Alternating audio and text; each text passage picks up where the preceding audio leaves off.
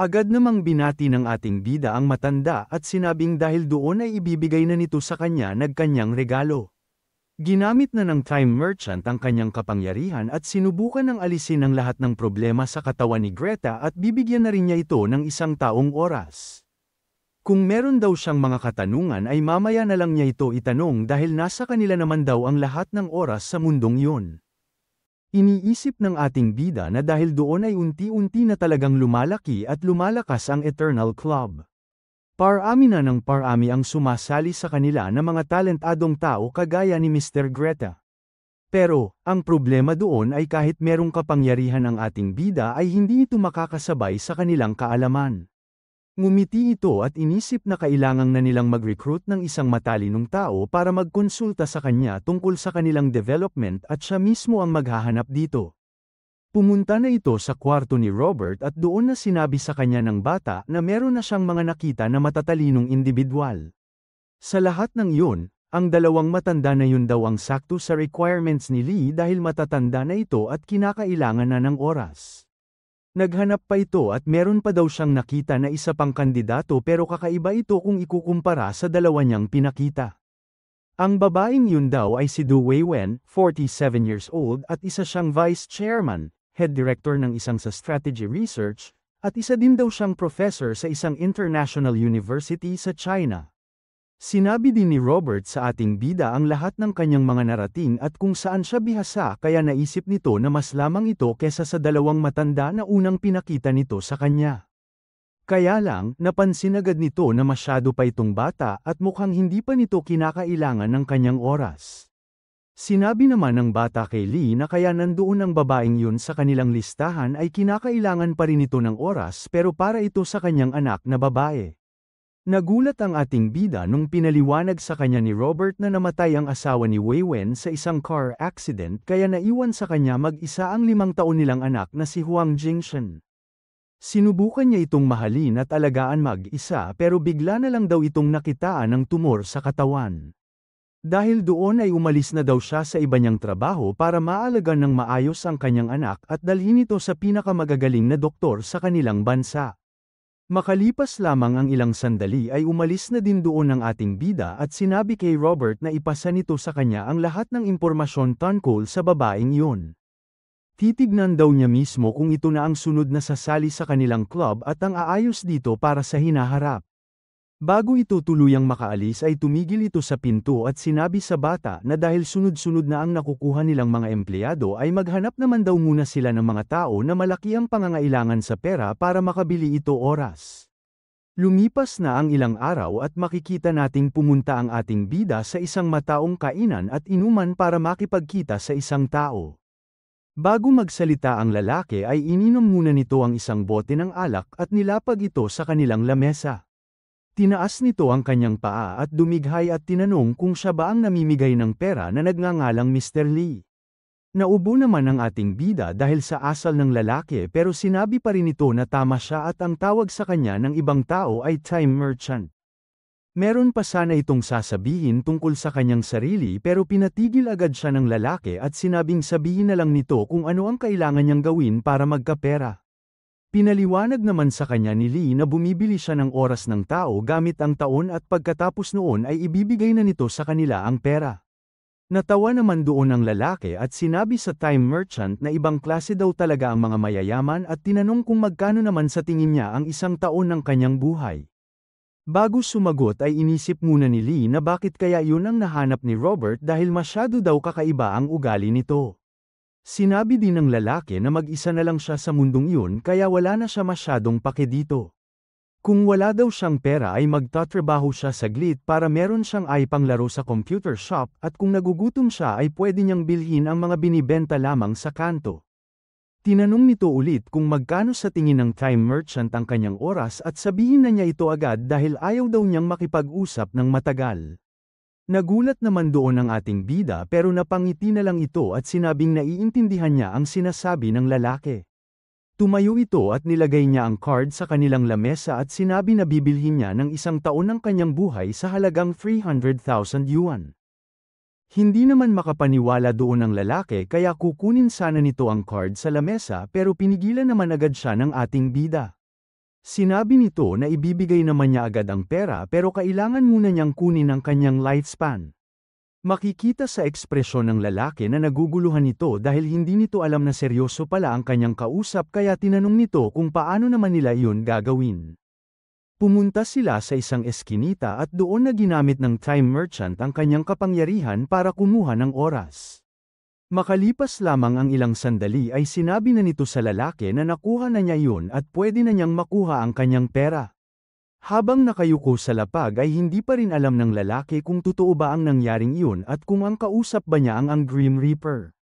Bigla itong nagsalita at sinabi kay Lee na kaya siya nakipagkita dito ay para makalibre lang ng pagkain ngayong araw.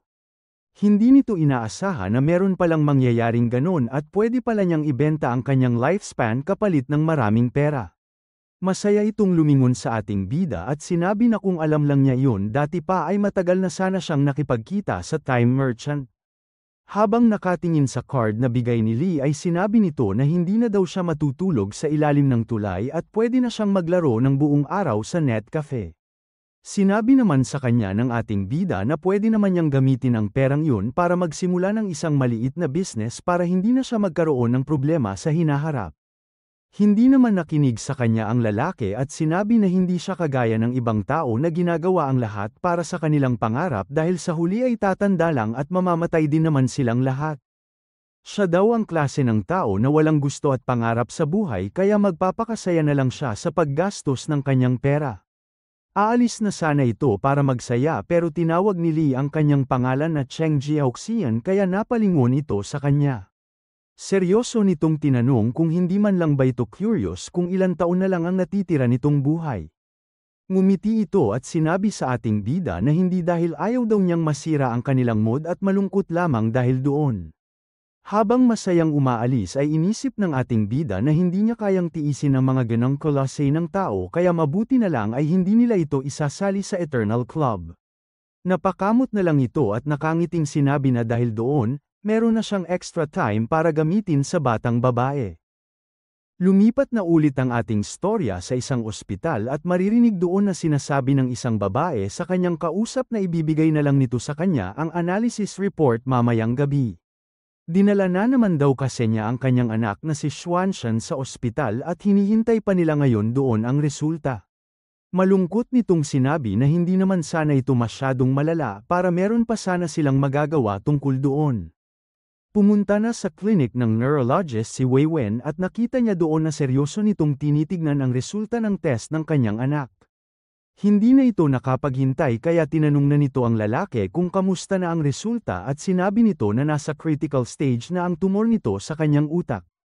Hindi makapaniwala doon ang nanay kaya tinanong nito kung wala na ba talaga silang magagawa para maligtas ang kanyang anak.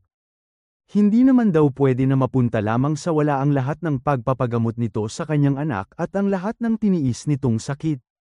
Kaya, handa daw siyang magbayad ng kahit na magkano at ibigay ang lahat ng meron siya para lamang maligtas ang bata. Alam naman yun ng doktor pero kalmado nitong sinabi na wala na talaga silang magagawa dahil kahit ang mga doktor sa ibang bansa ay mahihirapang operahan ng isang maliit na bata na katulad ni Xuanshan. Ang magagawa na lang daw nila para sa bata ay kontrolin ang kanyang kondisyon para mawala siya sa mundong ito nang wala masyadong mararamdamang sakit. Sa labas naman ng kwartong yun ay makikita natin ang kanilang pinag-uusapan at iniisip nito kung bakit ang tagal namang lumabas ng kanyang nanay sa loob. Nung meron tumabi sa kanyang lalaki ay nawala ito sa kanyang iniisip at napatingin na lang dito. Huminga ito ng malalim at sinabi sa kanyang sarili na buti na lang ay dumating agad siya doon sa ospital. Tinanong naman siya ng bata kung bakit siya pumunta doon at kung meron din bang masakit sa kanyang ulo. Nung mga nakaraang araw daw kasi ay napapansin niya na sumasakit lalo ang kanyang mga headache pero sinabi lang sa kanya ng doktor na kailangan lang daw niyang uminom ng gamot. Kaya naman daw sana niya itong tiisin pero ang hindi lang niya nagustuhan ay nung nawala na lang bigla ang lahat ng kanyang buhok sa kanyang ulo. Sinubukan namang pag-aani ni Lee ang pakiramdam ng babae kaya sinabi nito na kahit wala siyang buhok ay mukha pa rin naman daw siyang cool. Alam naman daw yun ni Zuan pero pagtanda daw niya, gusto niyang magkaroon ng mahaba at makapal na buhok na parang sa mga prinsesa. Habang sinasabi pa nito ang kanyang mga gusto ay ginamit na ng time merchant ang kanyang kapangyarihan para makita ang status ng bata. Pagkatapos noon ay meron naisip ang ating bida kaya sinabi nito sa babae na hindi nga bagay sa kanya ang walang buhok. Kaya, kung ayos lang daw sa kanya ay bibigyan siya nito ng isang regalo at papakitaan ng isang magic trick. Pero, bago pa lang niya ito magawa ay tinawag agad ni Wei Wen ang kanyang anak at tinanong kung ano ang kanyang ginagawa. Nakita kasi nito na kinakausap ng ating bida ang bata kaya tinanong nito kung sino siya at ano ang balak niyang gawin sa kanyang anak. Hindi naman na sumagot sa kanya si Lee dahil ginamit na lang nito ang kanyang kapangyarihan at pinabilis ang kanilang oras ng 100 times. Hindi naman nag-react ng sobra ang babae pero inisip nito kung bakit bigla na lang tumigil ang lahat ng nasa kanyang paligid. Nakita nito na hindi naapektuhan doon ang lalaki sa kanyang harapan kaya nagtagka ito kung paano yun nangyari. Tinignan nitong mabuti ang kanyang anak at sinuring mabuti ang kanyang paligid at napagtanto nito na sobrang bagal lang ng oras kaya mukhang tumigil doon ang lahat. Dahil napansin ni Lee na hindi nagsasalita ang babae sa kanyang harapan ay binanggit nito ang kanyang pangalan at sinabing hindi nito kailangang mag-alala dahil wala namang siyang masamang balak. Nung natapos na ang iniisip ni Wei Wen ay tumingin ito ng mabuti sa ating bida at tinanong kung nakokontrol ba nito ang oras. Nagulat doon si Lee dahil hindi naman daw niya sinabi sa babae kung ano ang kanyang ginawa kaya paano naman niya ito nalaman. Tama daw talaga siya nang napili dahil kahit ang observation skills pa lang daw nito ay sobrang up na. Dahil hindi sumagot si Lee sa unang tanong ng babae ay sumigaw ito at tinanong ulit kung ano ang plano nito sa kanila ng kanyang anak. Ngumiti sa kanya ang ating bida at sinabi na hindi niya kailangang matakot dahil maaari daw niyang pagalingin ang kanyang anak. Kaya daw niyang ibigay dito ang pinapangarap nitong masaya at mahabang buhay kasama ang kanyang nanay. Alam naman ni Wei Wen na hindi ito gagawin ng lalaki ng walang kapalit kaya tinanong nito kung magkano ang kanyang kailangang kapalit. Alam naman natin na hindi iyon ang kailangan ni Lee kaya sinabi nito na wala siyang gustong kapalit na pera at kaya siya nandoon ay dahil sa kanyang kaalaman at expertise. Para tuluyan ng maniwala ang babae na hindi normal na tao ang kanyang kausap ay pinakita na nito sa kanya ang status ng kanyang anak. Makikita naman sa mukha ni Wei Wen na nagulat ito dahil meron na lang daw palang 3 buwan ang natitira sa buhay ng kanyang anak. Hindi na nagsalita ang time merchant at bigla na lang nitong nilagay ang kanyang kamay sa taas ng ulo ng bata at pinasahan ito ng 1 taong oras. Tatakbo sana papunta sa kanila ang babae pero nakita nito na unti-unti nang tumataas ang lifespan ng kanyang anak. Sinabi sa kanya ng ating bida na ituring na lang daw niya yung regalo para kay Xuanshan para mawala naman ang lungkot nito kahit papano. Dahil matalinong babae si Wei Wen ay alam nito na meron pa rin itong kapalit at nung naalala nito na ang expertise niya ang napansin sa kanya ni Lee ay tinanong nito agad kung ang gusto ba nitong kapalit ay magtrabaho siya para sa time merchant. Sinabi ni Lee na tama naman yun pero para mas eksakto daw ay ang gusto niya ay magtrabaho si Wei Wen para sa Eternal Club. Bago pa ito magtanong kung ano yun ay pinaliwanag na agad sa kanya ng time merchant na ang kanilang ginagawa ay para gawan ng magandang buhay ang mga Eternals at protektahan ang kanilang mundo. Alam ng babae na meron siyang mapapala kung papayag ito sa gusto ng ating bida pero sinabi nito na hindi siya masamang tao kaya kahit gamitin pa nito ang kanyang anak laban sa kanya ay meron siyang mga bagay na hinding-hindi gagawin. Sinabi ni Lee na alam naman niya yun kaya kung gusto daw nito ay pwede siyang bumisita sa kanilang headquarters para makita niya mismo ang ginagawa ng Eternal Club. Pagkatapos nitong mag-isip saglit ay sasabihin na sana nito na papayag na siya sa gusto ni Lee pero bigla na lang nawala sa kanyang harapan ang time merchant.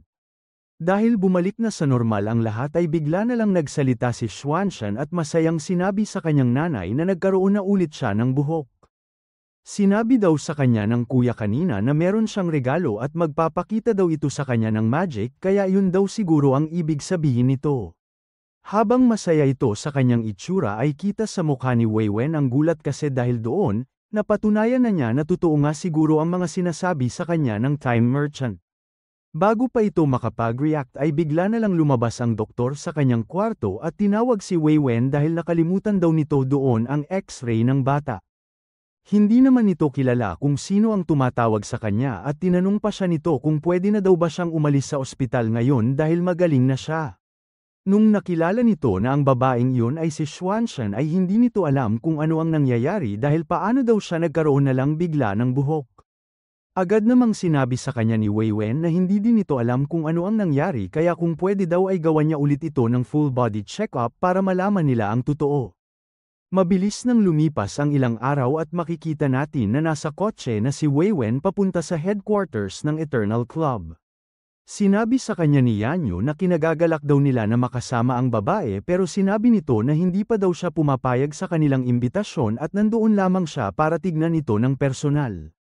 Hindi daw kasi nito alam ang iisipin tungkol sa kanila kaya tinanong nito kay Yanyu kung ano ba talaga ang ginagawa nila sa club na yun. Ngumiti lang ito sa babae at sinabi na sa ngayon ay isa lamang silang club na merong ibang klaseng leader. Pero, kung tuloy-tuloy daw ang pagpasok sa kanila ng mga talentadong tao na katulad nito ay pwede silang mamuno sa mundong iyon. Pagkapasok sa loob ay namangha ito dahil sa ganda ng itsura ng kanilang lugar. Napalingon sila sa gilid dahil meron silang narinig at iyon ay si Mr. Tang at sinasabi nito na kailangan pa nila ng ibang data para doon pero tama naman daw ang punto ng kanyang kausap. Bago sumagot ay nakita ni Mr. Grete sila Yanyu kaya binati niya ito at tinanong kung kamusta na ang kanyang araw. Masaya nitong sinabi sa matanda na ayos naman ito at kakasundo lang niya sa bisita ng kanilang boss at tinanong rin ito kung nakita ba nila ang ating bida. Nanghingi naman ng tawag sa kanya si Greta dahil hindi daw niya ito napansin pero nung huli niya itong nakita ay nasa library daw yun. Nakita naman na din ito ni Tang kaya masaya nitong binati ang dalawang babae at sinabi kay Wei Wen na nandoon na pala ang bago nilang konsultant. Sasabihin pa lang sana sa kanya ng babae na hindi pa nito tinatanggap ang trabaho ay nanlaki ang mata nito nung nakita niya ang itsura ng matanda. Inisip nito na masyado nitong kamukha ang kilalang scientist na si Mr. Tang pero alam nito na matagal na iyong namatay. Tinawag naman na ni Yanyu ang babae at sinabi nito na nasa taas lang si Mr. Lee kaya pwede na daw silang pumunta doon. Pero, para makasigurado ay tumigil ito sa hagdan at tinawag ang matanda sa pangalang Tang Jiaori. Nung narinig ni Tang ang buo niyang pangalan ay wala na itong nagawa kundi ang lumingon sa likod.